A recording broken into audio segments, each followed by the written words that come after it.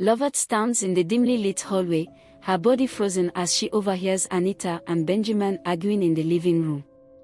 Anita's voice trembles as she tearfully confronts Benjamin about his reluctance to take responsibility for the pregnancy. Benjamin's defensive tone reveals his guilt. Loveth's face slowly transforms from confusion to horror as the truth sinks in. Her world shatters in an instant, and her hand unconsciously clutches the wall for support. The atmosphere is tense, with the distant sound of a fan humming and the low murmur of traffic outside, emphasizing her isolation in this moment of betrayal. Kaduna stood tall as one of Nigeria's vibrant cities, a land bustling with life and opportunities. Its streets teemed with traders, the chatter of hawkers filling the air, and the rhythmic clatter of motorbikes and buses creating a symphony unique to urban life. For Anita, stepping into this lively environment felt like stepping into a dream. Her life in the quiet village she had left behind now seemed like a distant memory. Anita was 22, strikingly beautiful, with skin that gleamed like polished ebony and a confidence that drew attention wherever she went. She had left her village not out of ambition but necessity. Her parents, aging farmers, could no longer support her, and her future seemed bleak. When her elder sister, Loveth, invited her to live with her and her husband in Kaduna, Anita saw it as a chance to rebuild her life. Loveth was the epitome of a caring elder sister. At 31, she was married to Benjamin, a respected accountant who worked for a reputable firm. They had been married for 5 years and were the perfect couple in the eyes of many. Their modest but comfortable two-bedroom apartment became Anita's new home. From the moment Anita arrived, Loveth showered her with love and attention.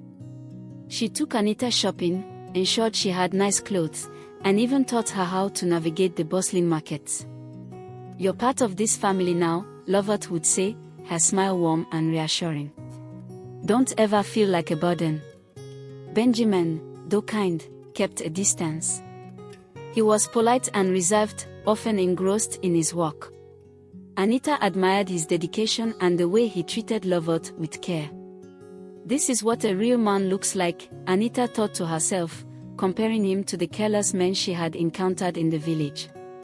At first, everything seemed perfect. Anita settled into the routine of city life, helping her sister with house chores and occasionally accompanying her to church. She enjoyed the new experiences, the vibrant energy of Kaduna, and the laughter that filled the evenings when the three of them gathered to eat dinner. But as the days turned into weeks, Anita began to notice things about Benjamin she hadn't before. The way he spoke with confidence, the slight curve of his smile, and the gentle tone he used when addressing Loveth. She knew she shouldn't dwell on these thoughts, but the more she tried to push them away, the stronger they became. It started innocently. Anita found herself lingering in the living room whenever Benjamin was home, hoping to catch his attention. She began dressing differently, wearing tighter clothes and styling her hair in ways she knew would highlight her beauty. She convinced herself it was harmless, just a little fun to make life more exciting. One day, Loveth had gone to the market, leaving Benjamin and Anita alone in the house. Anita had prepared lunch, and as they sat eating, she decided to strike up a conversation. "Benjamin, you're always working so hard. Don't you ever take a break?" she asked, her voice light and playful. Benjamin chuckled. "Someone has to keep the lights on," he replied, not looking up from his plate. "You're too modest," Anita said, her eyes lingering on him. "Not every man takes care of his wife the way you do. Loveth is so lucky." Benjamin shifted uncomfortably. "Thank you, Anita. That's kind of you to say." Moments like this became more frequent. Anita found excuses to be around Benjamin, whether it was offering to bring him water when he came home tired or engaging him in casual conversations about his day. She watched him closely, noting his reactions, and was thrilled when she caught him stealing quick glances at her. One evening, while watching TV, Anita decided to push the boundaries further. Loveth had gone to bed early, and Benjamin was seated on the couch, scrolling through his phone. "You're always so serious," Anita said, moving closer to him. "You should relax more." Benjamin looked up, surprised by her tone. "I relax plenty," he said with a small smile. "Then why don't you ever laugh at my jokes?" she teased, leaning slightly toward him. Benjamin laughed nervously. "I do. Maybe you're just not as funny as you think." They both laughed, but beneath the laughter was an unspoken tension that neither could deny. It happened one evening when Loveth had to travel to a nearby town to care for a sick relative. She had instructed Anita to take care of the house and reminded Benjamin to come home early. Anita saw this as her golden opportunity. She spent the entire afternoon preparing a special dinner, jollof rice with grilled chicken, Benjamin's favorite. She set the table carefully, lighting a small candle to create an intimate atmosphere. Then she dressed in a fitted red gown that hugged her curves, adding a touch of makeup to accentuate her features. When Benjamin arrived home, he was surprised to see the effort Anita had put into the evening. "Wow, this looks nice," he said, his tone cautious. "Only the best for you, Benjamin," Anita replied with a smile. Dinner was quiet, but the tension was palpable. Afterward, as they sat in the living room, Anita decided to make her move. "Benjamin, can I ask you something?" she began, her voice soft. "Sure," he replied, leaning back in his seat. "Do you think I'm pretty?" she asked, looking at him with wide, innocent eyes. Benjamin was caught off guard. "Oh, well, yes, of course. You're a beautiful young woman." Anita smiled, moving closer. "Thank you. It means a lot coming from you." "Anita, I think we should," he started, but she cut him off. "Benjamin, I know you feel something for me. I see the way you look at me," she said, her voice barely above a whisper. "Anita, this is wrong," Benjamin said, standing up. But as he turned to leave, Anita grabbed his hand. "Please, Benjamin. Just this once," she pleaded. His resistance crumbled, and in that moment, they crossed a line that could never be uncrossed. In the days following that fateful night, Anita and Benjamin both carried the weight of their actions with heavy hearts. They avoided each other as much as possible, but in a two-bedroom apartment, it was impossible to completely escape. The tension between them was palpable, yet unspoken, and Loveth was blissfully unaware of what had transpired. For Anita, guilt mingled with a strange thrill. She knew what she had done was wrong, unforgivable even, but a part of her felt powerful. She had succeeded in drawing Benjamin's attention away from Loveth, even if only for a fleeting moment. However, this feeling was short-lived. Weeks passed, and Anita began to notice changes in her body. She felt nauseous in the mornings and unusually tired throughout the day. Her appetite shifted, and she craved strange combinations of food. At first, she dismissed it as stress or perhaps a mild illness. But when she missed her period for the second month in a row, dread washed over her. One evening, after Loveth had gone to bed, Anita found Benjamin in the living room. He was sitting on the couch, staring blankly at the TV. "Benjamin," she said softly, her voice trembling. He looked up at her, his expression unreadable. "What is it?" I think I'm pregnant," Anita said, tears welling up in her eyes. Benjamin's face turned pale. "What?" he whispered, his voice barely audible. "I'm late. I've been feeling sick." "I'm sure of it," Anita continued, her words coming out in a rush. Benjamin buried his face in his hands, his mind racing. "This can't be happening," he muttered. "Anita, do you understand what this means? If Loveth finds out..." "She won't," Anita said quickly. "She doesn't have to know. We can keep this a secret." Benjamin shook his head, panic setting in. "A secret? Anita, This isn't something we can just hide. Eventually, the truth will come out. Anita's pregnancy progressed, and with it came a whirlwind of emotions. She was scared, anxious, and deeply ashamed of what she had done. But Loveth, oblivious to the truth, was overjoyed when Anita finally told her she was expecting. "Oh, Anita!" Loveth exclaimed, pulling her sister into a tight hug. "I'm so happy for you. This is wonderful news." Anita forced a smile, her guilt threatening to consume her. "Thank you, sister," she said, her voice shaky. "Do you know who the father is?" Loveth asked gently.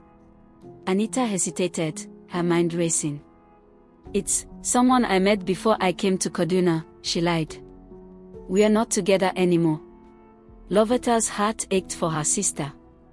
She knew how difficult it must be for Anita to face this alone.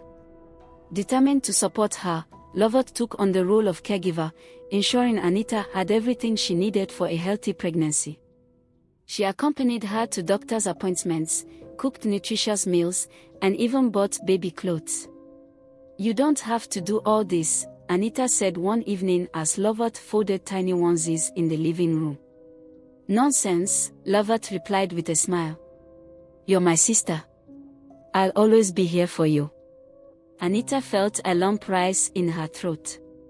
Loveth's kindness only deepened her guilt. Every time she looked at her sister, she was reminded of the betrayal she had committed. But she couldn't bring herself to confess. The truth would destroy Loveth, and Anita wasn't ready to face the consequences. As Anita's pregnancy became more visible, Benjamin found it increasingly difficult to maintain his composure. The sight of her growing belly was a constant reminder of his infidelity, and he struggled to act normally around Loveth. His guilt consumed him, and he became withdrawn and irritable. "Benjamin, is everything okay?" Loveth asked one evening as they sat at the dinner table. "I'm fine," he replied curtly, avoiding her gaze. "You've been so distant lately. If something's bothering you, you can talk to me," Loveth said gently. Benjamin forced a smile. "I'm just stressed about work." "It's nothing to worry about." Loveth wanted to believe him, but a nagging feeling in the back of her mind told her something was off. She noticed the way Benjamin avoided Anita, the awkward silences that filled the room when they were all together.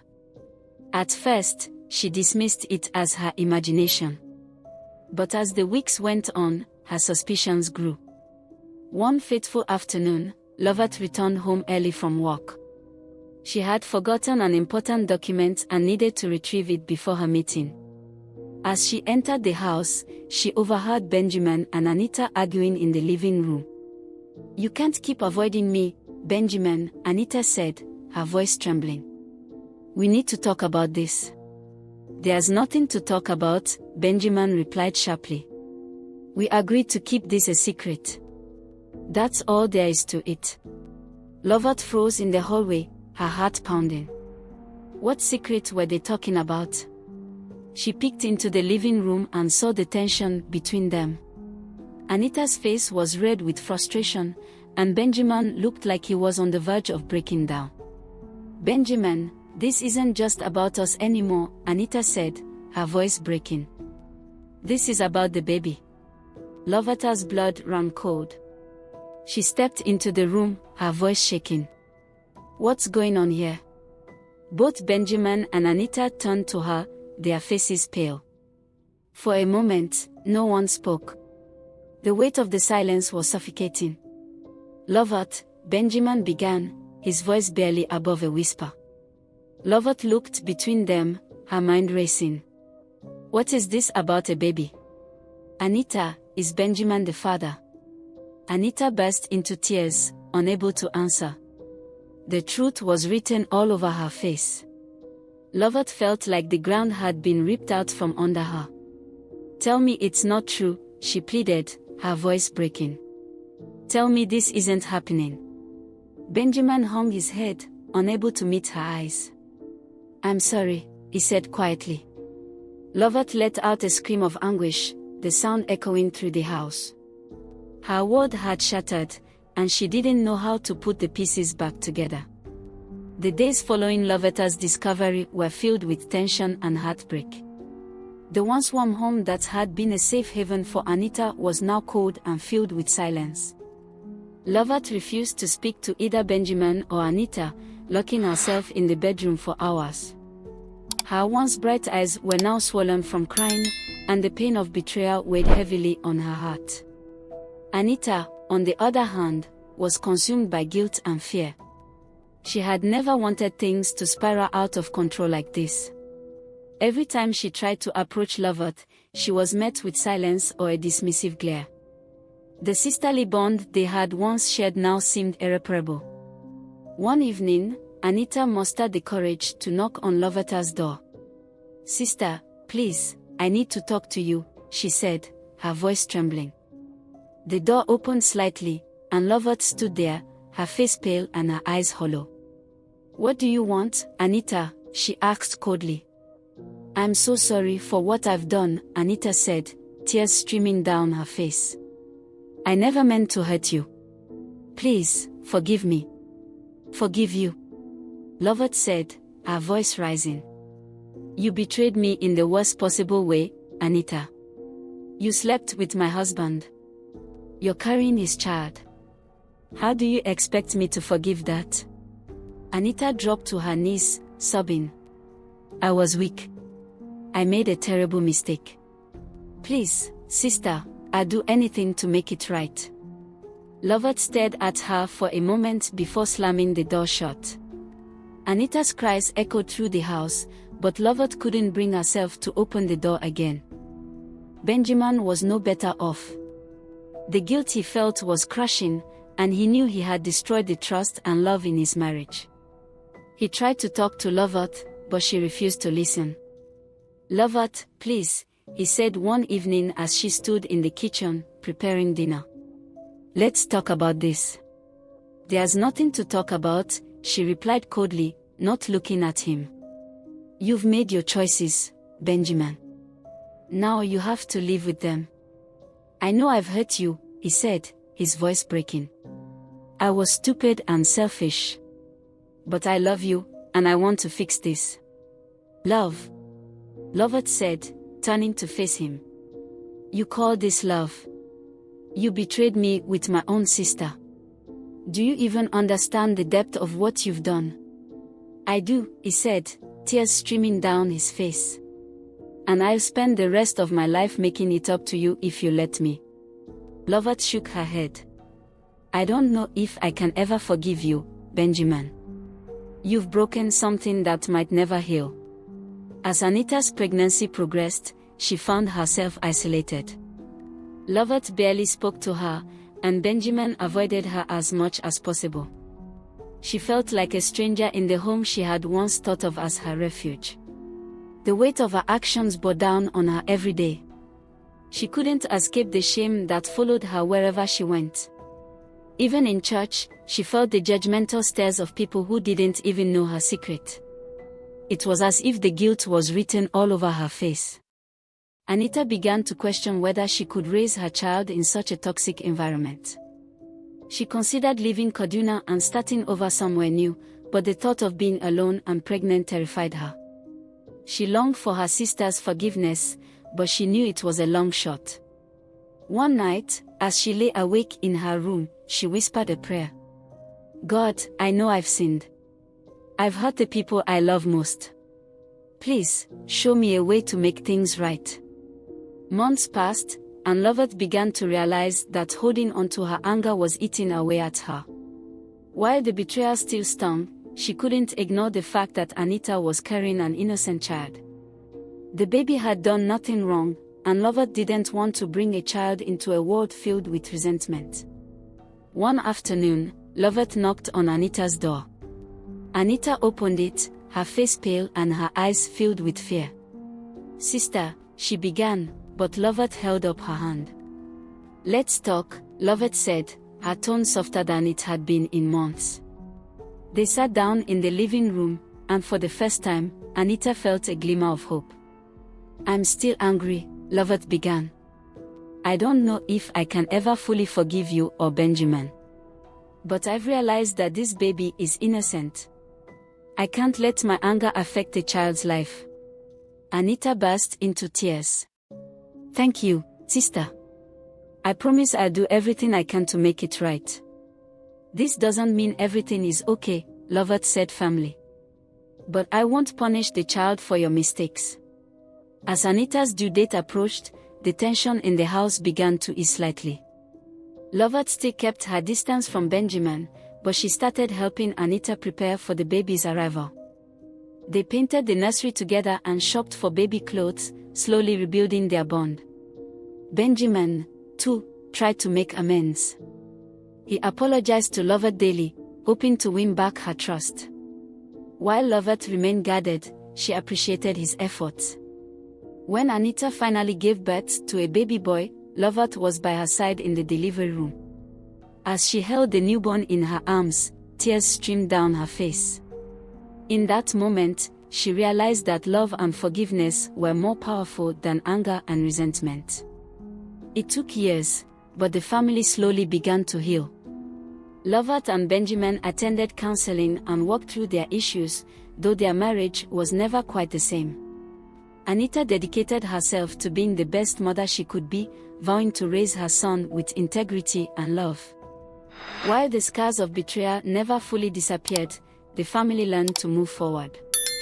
In the end, they discovered that even in the face of unimaginable pain, forgiveness and love could pave the way to healing.